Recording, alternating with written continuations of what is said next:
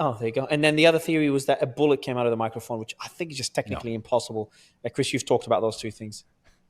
Yeah, no. So first off, it's gruesome, but if you want to, there's lots of photos of what happened after the Hezbollah pager bombings, right? And they're explosions. And so they had a few grams of C4. It's a high explosive. High explosives do a couple things. They explode in all directions, right? Even if you can shape the charge, that just sends some of it, more of it in one direction. Newton's law of equal and opposite reaction applied. So it explodes in all directions, and it's very hot. They burn stuff. If Charlie had an exploding thing on his shirt, there would be a big old hole there. It'd probably be burnt, and it would be very, very messy, and there would actually be, a lot of damage in that spot. I'm not aware of anything. People have hypothesized, oh, there could have been a little gun in there. But again, Newton's law, right? Nope. If it's going to throw something this way, something's going that way. And that's just how that works. And we see the lapel mic is still on there 2 frames into the event after he's shot. So it can't be that. The auditory data is inconsistent with that. So there's really nothing consistent with any of that at this point. I was going to say, I'm holding this up for a reason. I actually am holding this for today's show for a very reason. This is actually a 22 LR. It's a pen gun. It's made after the OSS, the Office of Strategic Services from World War II. This is a 22 caliber cartridge, right? Like this is a actual firearm, what I'm holding in my hands. And when you fire this thing, and the barrel length on it, to be perfectly clear, is probably about the size of his microphone. When you fire this in your hand, and again, it's a 22 long rifle, it pushes back and dents in your hand. It doesn't feel good because there's not a heck of a lot of weight to the back side of this sucker, right? And so that lapel mic absolutely would have been thrown in the exact opposite direction that projectile was coming out of.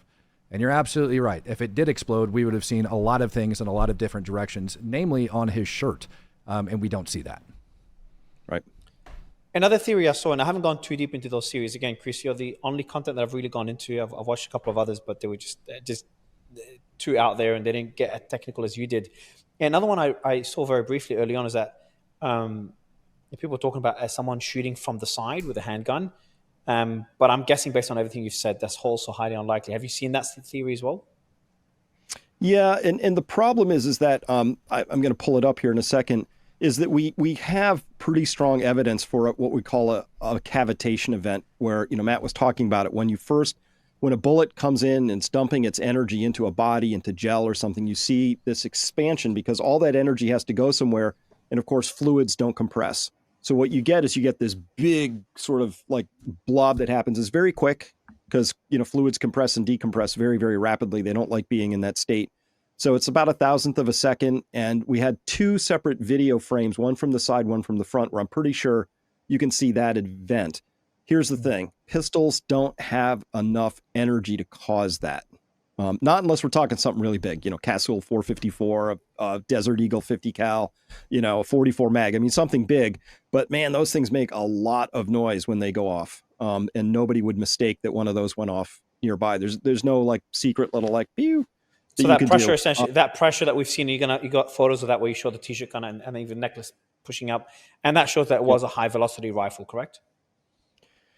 It's the thing that's most consistent with that. I can't find another explanation for that at this point in time that really makes sense. So this was that event that we saw here.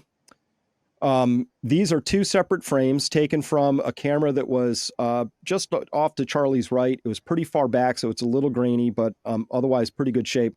Top frame, it's the frame, 1 frame, 30 frames per second before whatever happened. And this next one is the first frame afterwards. And I've taken this little blue line here and circled the edge of of the flesh we can see. And I just took it and just moved it down here. So it's exactly the same size. It's in exactly the same position. It's just been dropped down.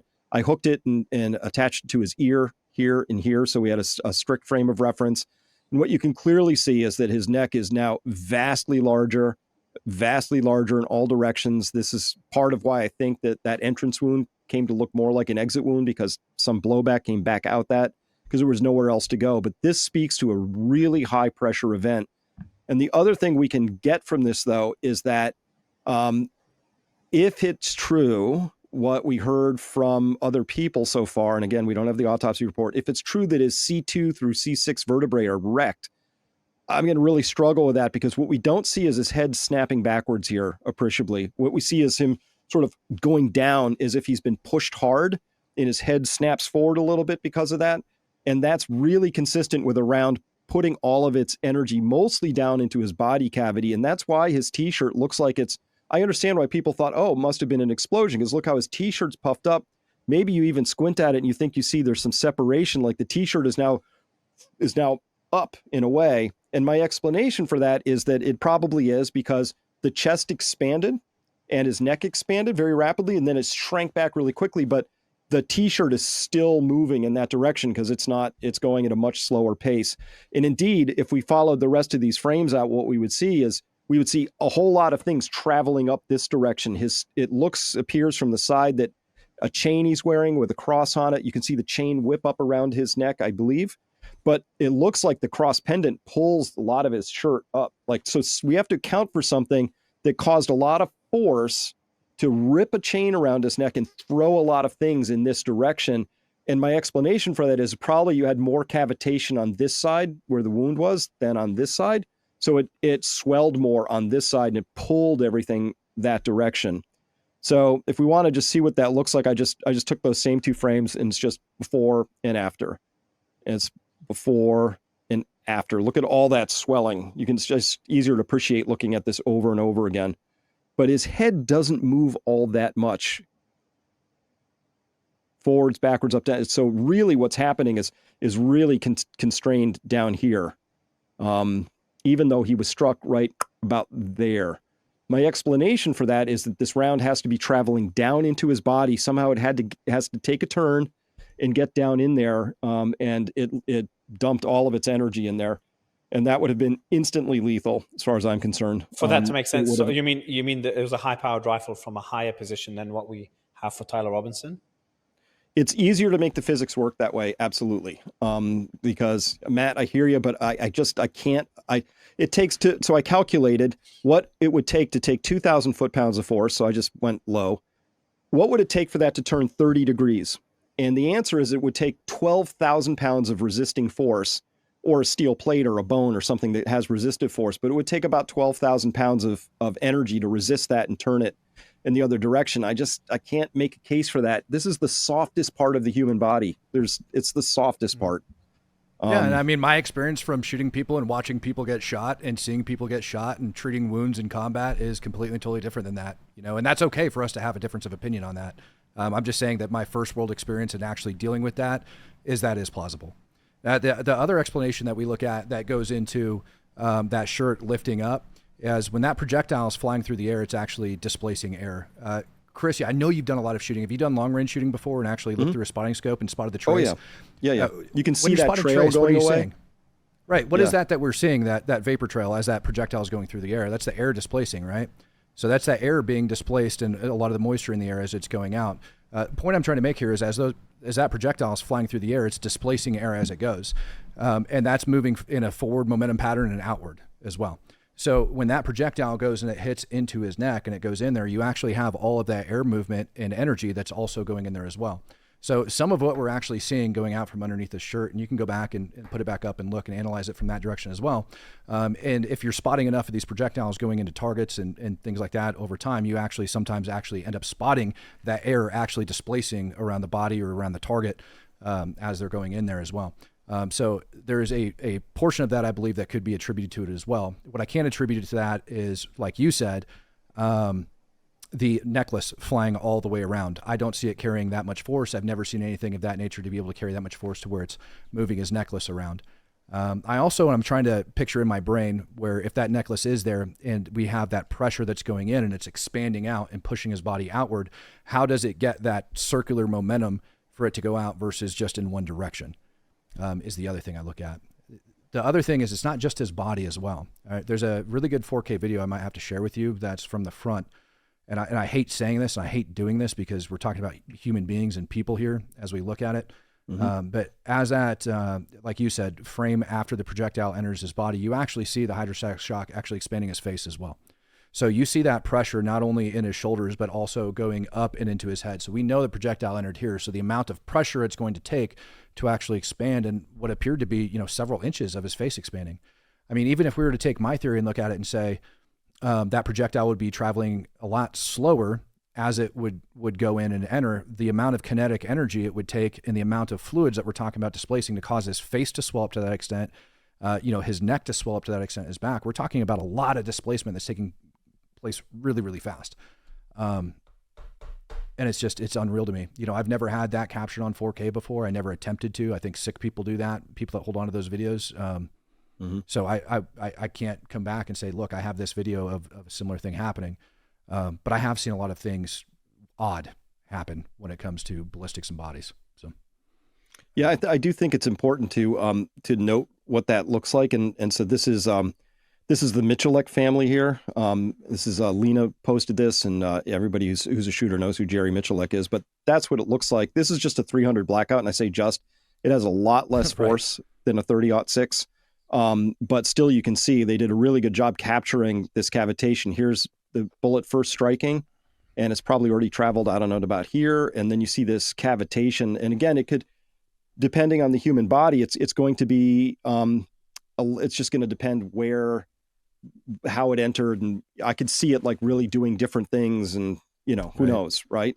Well, that's a medical question, like if it ended up striking the artery, right? If that projectile ended up striking the artery, displacing the blood to that extent, is that enough to actually pressurize that artery and all of the blood vessels and everything in his face in order to cause it to expand to that extent?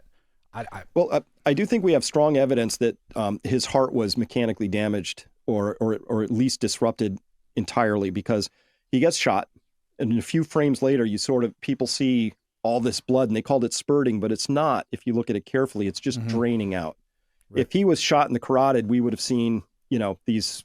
If you haven't seen it before, it's pretty vigorous, and we didn't see that. So either the carotid wasn't hit, but I'm pretty sure it must have been, given what we now think happened in there. So my explanation is he's shot. The hydrostatic wave actually pushes the blood back up into his cranium. And if it's going up, it's going down as well. And then it just drains out, and that's what we see. We just see that draining. We don't see the heart mechanically pumping that out at that point in time. So you think that was shrapnel hit the heart as the bullet somehow, as Matt says, either ricocheted into the heart, or Chris, you said maybe it was shot from a different angle. So there's two theories on how the heart was hit. It could also just be the hydrostatic pressure itself could have absolutely disrupted it very badly. Yeah, I was about to ask that. Like, what's the distance between here and the average adult male heart? 6-8 inches, something around there maybe? I don't know. I'm not a doctor, but I mean, if it was enough to cause that same distance traveled up to the top of the head, back down into the face, and cause that type of pressure to go out, if it's going up, if it's displacing fluids going up, it's also displacing fluids going down. Is that enough to actually shock the heart and cause that sucker to stop? I agree with you. It wasn't your stereotypical arterial bleeding that you end up seeing. It was a lot coming out. And based on what you're saying, that would have been a definite instant death, correct? Yes. Yeah.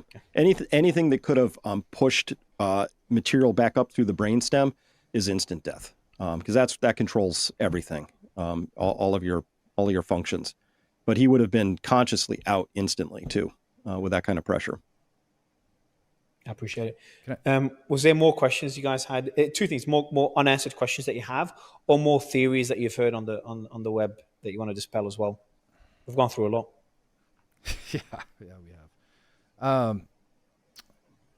Yeah, Chris, I did have a question for you, but it is escaping my mind right now. I have a question for you. Is that what is the? And I know you both try to avoid that because you pose questions that that are just the answers that are given or that we see in all the footage doesn't answer those questions. But I will ask you to kind of speculate one thing: is that, and Chris, I'll go with you first. Is I'm sure you think you haven't mentioned it in your videos, but you have something in your mind. Is what could explain what you've seen so far?